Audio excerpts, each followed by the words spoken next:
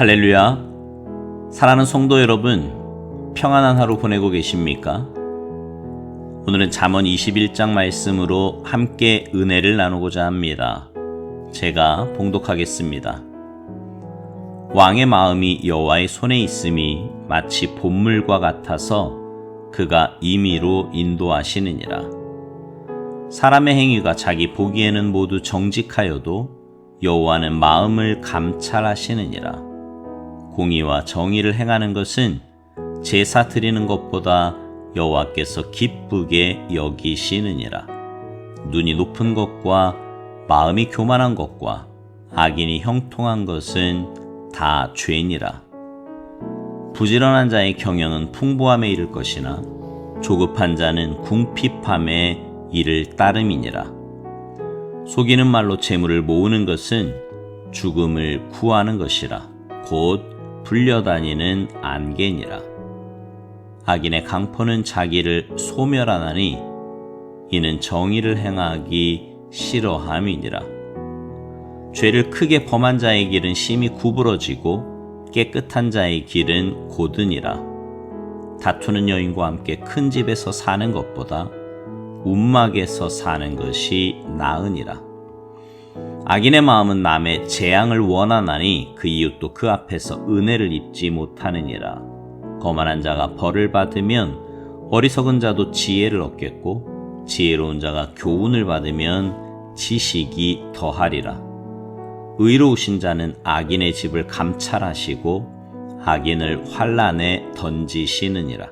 귀를 막고 가난한 자가 부르짖는 소리를 듣지 아니하면 자기가 부르짖을 때에도 들을 자가 없으리라.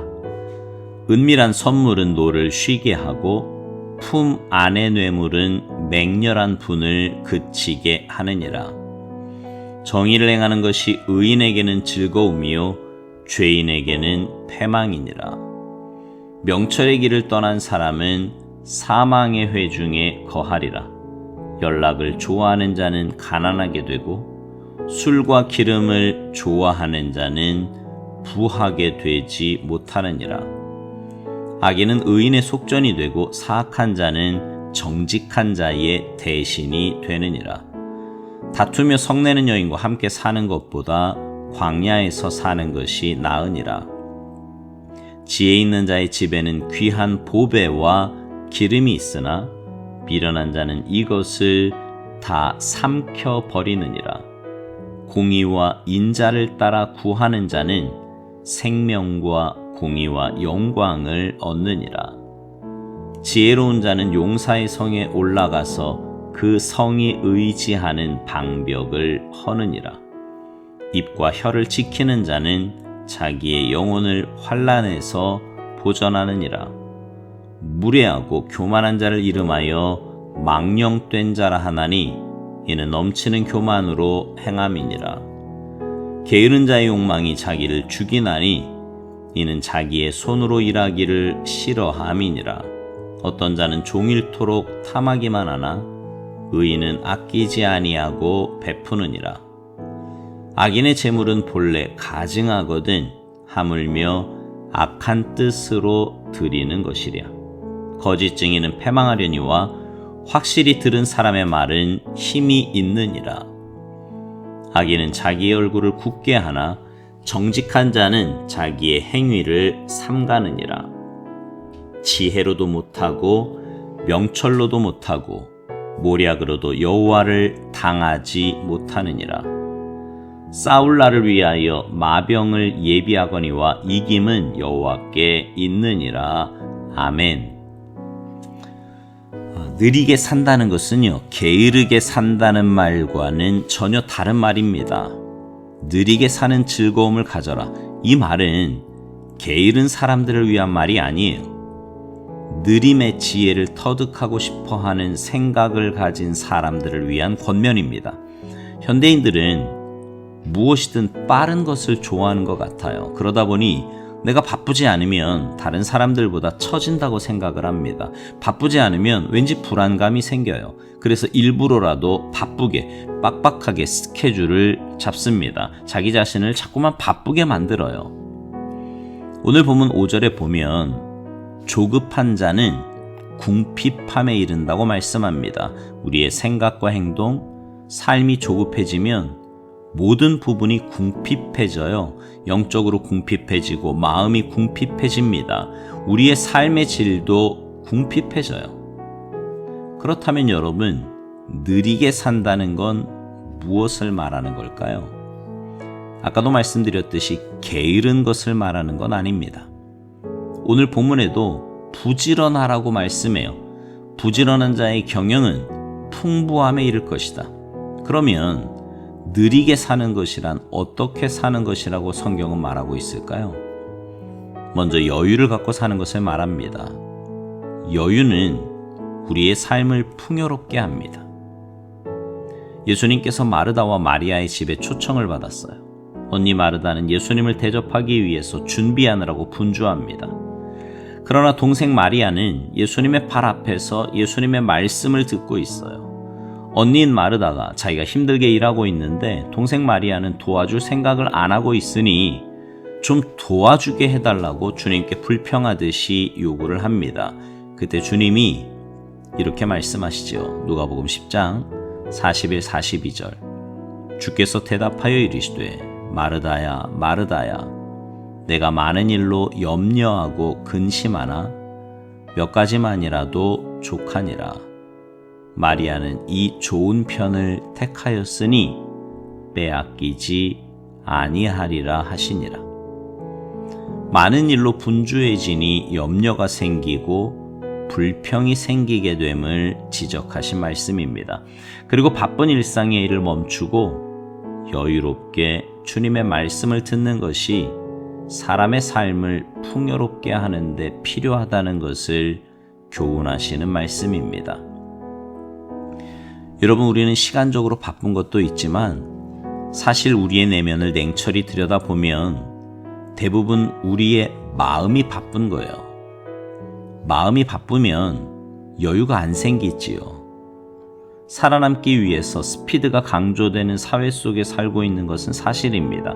그러나 매일매일 쉼없이 반복되는 인생의 여정에서 스피드 못지않게 중요한 것이 있습니다. 그것이 바로 여유예요. 여러분, 차가 아무리 빨라도요, 브레이크가 없다면 그 차는 명차가 아닙니다. 아니, 차 자체가 될 수 없어요. 스피디한 사회 속에서 여유는 브레이크나 마찬가지로 굉장히 중요한 겁니다. 여유가 있으면 내 삶을 다시 한번 돌아볼 수 있고 주위 사람들을 돌아보게 됩니다. 유대인들의 성공 비결도 바로 여유의 기술에 있다고 합니다. 안식일과 안식년이라는 여유를 통해 영육을 재충전하기 때문에 창의적인 성과가 나오는 겁니다. 두 번째로, 느림이란 욕심을 갖지 않고 사는 것을 말합니다. 욕심을 갖지 않고 사는 것은 삶의 의욕을 갖지 않고 무력하게 사는 것과는 전혀 달라요. 욕심이 사람을 바쁘게 만듭니다. 욕심이 마음에 들어가게 되면 그것을 이루기 위해서 머리가 분주하게 돌아갑니다. 방법을 찾고요. 수단을 간구하며 생활이 바빠지고 조급해져요. 욕심이 생길 때 기도도 잘 안 됩니다. 잘못 구하게 돼요. 욕심이 앞설 때는 하나님이 무엇을 원하시는가를 생각하지 못하게 됩니다. 바울은 어떤 형편에서든지 자족한다고 말하고 있습니다. 욕심을 버리고 현재의 상황에 만족할 때 감사가 나오게 되는 거예요. 여러분, 욕심이 우리를 바쁘게, 분주하게, 조급하게 만들지 않도록 욕심을 내려놓으시기 바랍니다. 욕심이 우리를 망가뜨리지 못하도록 마음을 비우시기 바라요. 세 번째로, 느림은 삶의 목적을 인식하면서 사는 겁니다. 우리가 바쁘게 살다 보면 우리의 삶의 목적을 잊어버릴 때가 참 많습니다.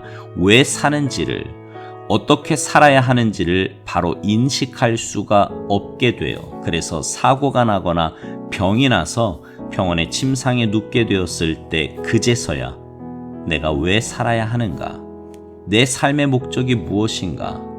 내가 지금까지 어떻게 살아왔는가를 심각하게 생각해보는 기회를 갖게 되는 겁니다. 한국 사람들은 마음도 바쁘고 행동도 바쁘다 보니 묵상을 잘 못하는 경우가 많습니다. 묵상은 느리게 사는 사람이 가질 수 있는 축복이요, 특권입니다. 묵상을 통해서 하나님을 만나게 됩니다. 하나님 앞에서 내 존재를 인식하게 돼요. 내 삶의 목적이 무엇이며 내가 어떻게 살아야 한다는 것을 깨닫게 됩니다. 사랑하는 성도 여러분, 주 안에서 여유를 갖고 삽시다. 욕심 버리고 살자고요. 삶의 목적을 인식하면서 삽시다. 그래서 하나님께서 기뻐하시는 많은 열매를 맺는 복된 은혜가 있기를 주님의 이름으로 축복합니다. 아멘.